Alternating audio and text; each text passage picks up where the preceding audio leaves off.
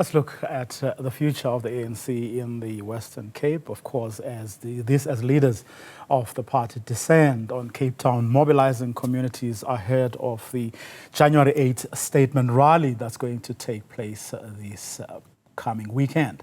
And joining me to talk about this and, of course, other attendant issues is political analyst Sandile Swana. Mr. Swana, very good afternoon to you. Thanks very much for your time. Let's start right where Paul Mashatile left it in that soundbite that we just played. The DA has neglected and continues to neglect the people of Khayelitsha and other townships, and of course the Cape Flats. Just what you made of that particular statement from the ANC Deputy President. Oh, thank you so much, Vuyo, and your viewers. The statement is probably far-fetched in the sense that if you are talking about Khayelitsha, you are talking about ward councillors. And if indeed that is the stronghold of the African National Congress, the ward councillors who assist in the preparation of the ward-based IDP would have made sure that the needs of the people of Khayelitsha are there, and those would have been ANC ward councillors. So without making reference to what the ward councillors have done, whether the municipality of Cape Town has actually denied them the budget and the resources to get the job done, or the provincial, it's just a free floating statement that is not grounded on anything specific, and it could be slanderous at best. But then it's also coming from the leader or the deputy leader of a political party that once upon a time was the government in the Western Cape, but lost quite a lot of ground, and with very little, if any, prospects of regaining that province. Yes, I think there are two things perhaps that we can mention there.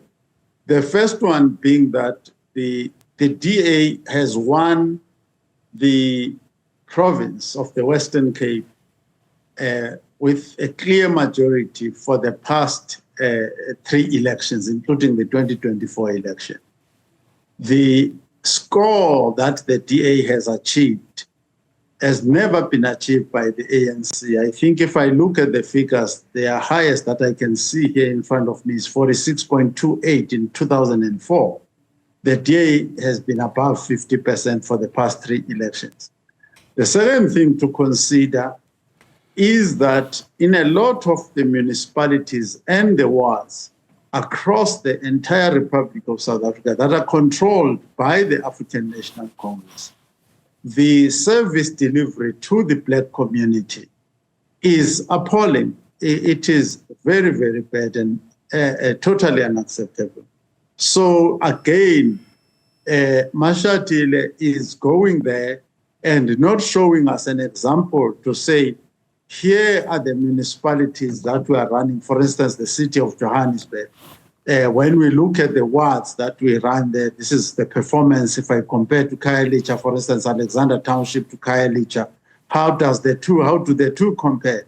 So it's a wild statement, a reckless statement from a deputy president of the country and the deputy president of the ANC, when the statistics are readily available to be compared so that he can make objective statements.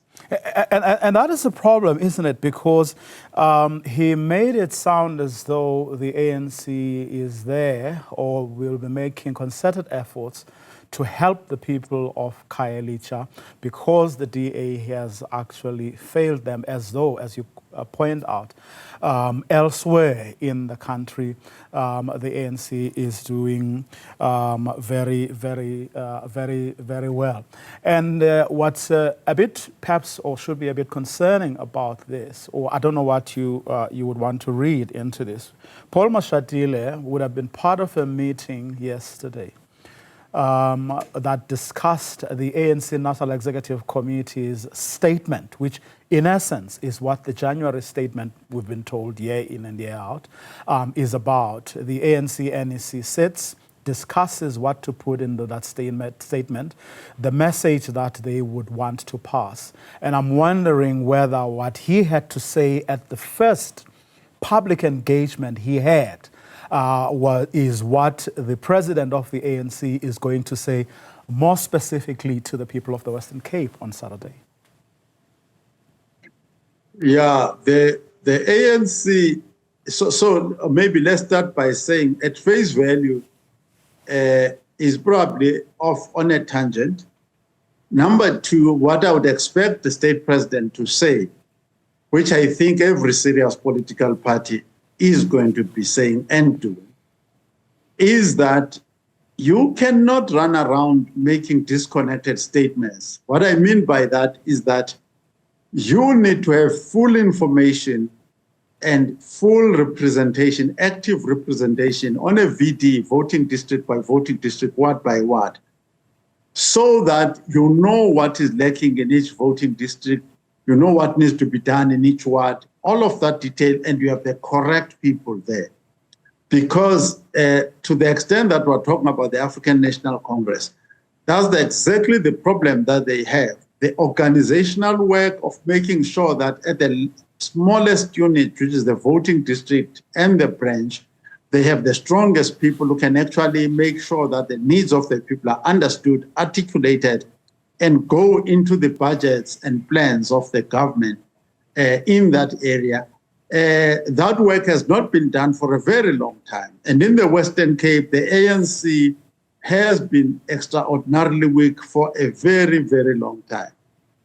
And in fact, I mean, as he went into one of the homes that he visited, he was met with opposition, in fact, a protest from a son in one of the homes who was saying, "Why are you coming here? You know, only when you want us to either join you at your public rally, when you want to display, you know, your might. When in reality, you are not here to actually deal with our problems." And this morning I was talking to someone else about a deputy minister who had gone to meet with people in the farms to have a dialogue with them. And this person was saying, look, it does look like it's just everyone's just looking for things to do while they are in the Western Cape, because there is no indication or sign, you know, that there is a deliberateness about what these people are doing. Because if you had decided to take up the matter of farm workers or women working in farms in particular, they would have done that a long time ago, and by this time they would be consolidating whatever program they may have, or will be coming with ideas on how they are going to deal with those problems, instead of saying, we're just here to listen to your concerns because we happen to be here. Yeah, so you probably would want to say that at a minimum for the past 6 to 12 months, they would have been working the ground, making sure that their branches are fully active, all in order, and that any messages that are being transmitted, that need to be transmitted this week or in the next 2 weeks to the people, are going through structures that are well known, well recognized by the people on the ground, and also know which places not to go to, especially if there are journalists around. As a wise politician, you don't want to be embarrassed taking chances in places which are not ready for you, which sometimes are even hostile to you, because we are aware that the ground workers, the volunteers of the ANC, have said that door-to-door is becoming increasingly difficult. And that is because the fundamental foundational work that needs to be done is not getting done. And let me add this, that where the black community is concerned, generally in the Western Cape, we are talking about the colored community and the African community, which are more or less equal in terms of percentages. I think the one is 38%, the other 42%, are in dire straits under the DA. And unemployment, the DA since 1994 actually has increased unemployment faster than any other province. So you are comparing mediocrity to mediocrity in this situation. The mediocrity of the ANC may be catastrophic, that of the DA may be dismal, but we are talking about both. These are both failures, actually.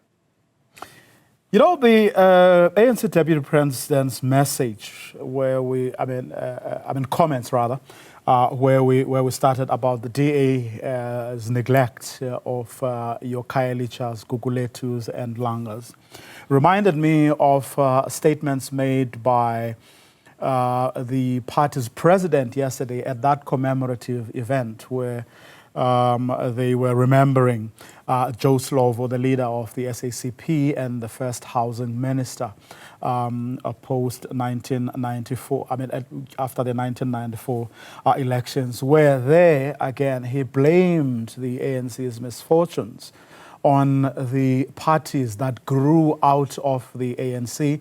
The latest, of course, being the MK party, and how those he was, in a sense, holding responsible for the ANC's less than stellar performance on the 29th of May. It then makes me wonder as to what the message, taking today's message by the Deputy President of the ANC, yesterday's message by the President of the ANC, whether there is, or we're going to hear some projection of blame come Saturday instead of a rather, dispassionate, frank, and honest appraisal of their performance over the years, which led to what we saw after May 29.